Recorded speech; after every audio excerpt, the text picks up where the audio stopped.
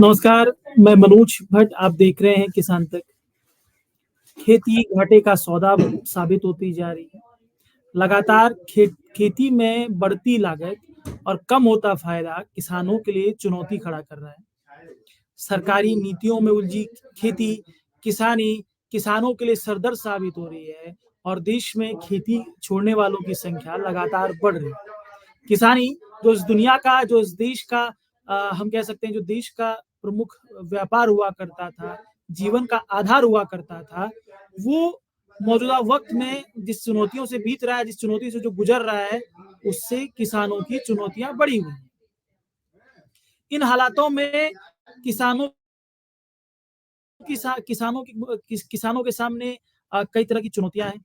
एक तरफ लगातार लागत बढ़ रही है, तो दूसरी तरफ लगातार मुनाफा कमाई परिवर्तन की चुनौतियों ने भी खेती को मुश्किल का सौदा साबित किया है। इन हालातों में हम देखते हैं कि अगर हम मौजूदा वक्त की बात करें तो प्याज किसान परेशान है। सरकार आम उपभोक्ताओं को राहत देते हुए प्याज पर प्रतिबंध लगा रही है। प्याज के एक्सपोर्ट पर सरकार ने प्रतिबंध लगाया है, बैन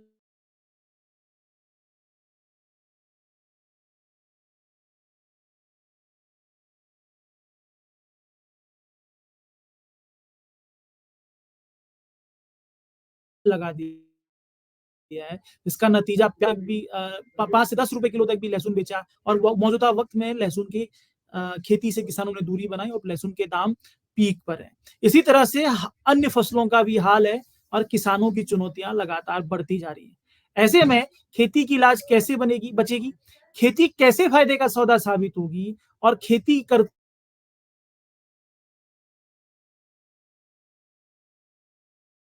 डिजिटल अगर इसको हम देखें तो जो विशेषज्ञ हैं, जो कृषि विशेषज्ञ हैं, वो ये मानते हैं कि खेती को बचाने के लिए कहीं न कहीं पशुपालन का साथ किसानों को देना होगा, पशुपालन के साथ किसानों को आना होगा और सीधे तौर पर ये कहें तो खेती की लाज अब कहीं न कहीं गाय ही बचा सकती है, क्योंकि मौजूदा परिदृश्य में या भविष्य के परिदृश्य में जिस तरह की तस्वीरें निकल कर सामने आती हैं, वो डेयरी सेक्टर की मजबूती की तरफ निकल कर आती हैं।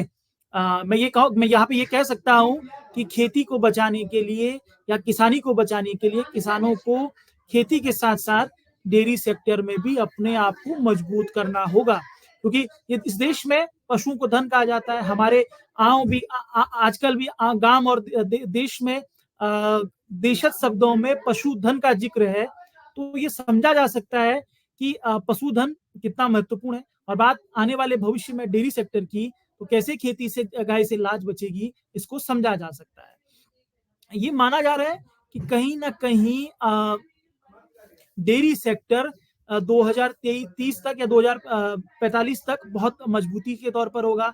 आम आदमी जो मौजूदा वक़्त में जो दूध की कंज़्यूमेशन है, वो बढ़ेगी क्योंकि लगातार शहरीकरण बढ़ेगा और अगर शहरीकरण बढ़ेगा, तो उसके साथ-साथ दूध की खपत भी बढ़ेगी।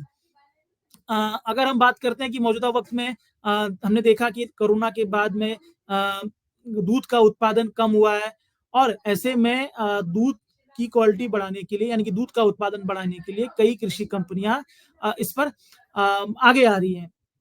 अगर हम बात करें आज से कि मौजूदा वक़्त पे तकरीबन 23 करोड़ टन के आसपास दूध का उत्पादन देश में होता है, लेकिन इस तरह के दावे किए जा रहे हैं कि वो 2047 तक जब भारत के आज़ादी के 100 साल होंगे, तो दूध का उत्पादन यानी कि दूध की जो ज़रूरत होगी, वो तकरीबन 3 गुना के आसपास होगी।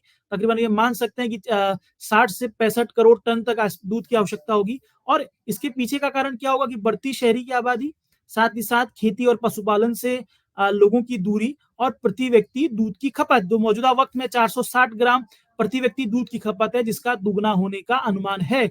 ऐसे में किसानों को खेती के साथ-साथ गाय या पशुपालन की तरफ ध्यान देना होगा। वहीं दूसरी तरफ बात गाय की है, तो गाय किसानों के जीवन का मुख्य आधार है। जिस तरीके से गाय के माध्यम से प्राकृतिक खेती का संकल्प लिया जा रहा है, प्राकृतिक खेती की अवधारणा को आगे लेके जा रहा है, तो ये समझा जा सकता है कि गाय और उससे निकलने वाले गोबर से प्राकृतिक खेती को जब मजबूत होगी, तो कहीं न कहीं खेती की लागत कम होगी।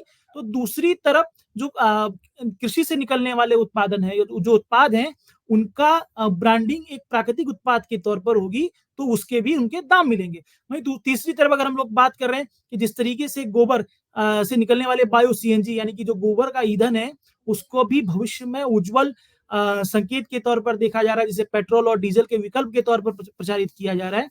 तो ऐसे में गोबर जो है वो किसानों की आय में बढ़ोतरी का एक प्रमुख साधन हो सकता है। खेती के साथ-साथ कहीं न कहीं किसान अगर पशुपालन, खास तौर पर गाय का पालन करते हैं, तो वो फ़ायदेमंद साबित होगा। हालाँकि कुछ राज्यों में गोबर की खरीद की व्यवस्था हुई है, लेकिन जो मौजूदा व्यवस्था है, उसे कई मायनों में पूर्ण नहीं किया जा सकता है कहा जा सकता है, ना ही मैच्योर कहा जा सकता है और जिस पर कहीं न कहीं एक बड़े स्तर पर अभी काम होना है, जो भविष्य में इस तरफ देश आगे बढ़ रहा है। तो खेती और किसानों की आय दुगना करने का सरकारों का लक्ष्य जो भी हो, लेकिन किसान क्लाइमेट चेंज की चुनौतियों से निपटने के लिए, बाजार की चुनौतियों से निपटने के लिए, बाजार के अनुरूप अगर स्मार्ट होते हैं, तो खेती के साथ उन्हें डेयरी सेक्टर में, खासकर गौ पालन के क्षेत्र में अपना विस्तार करना होगा।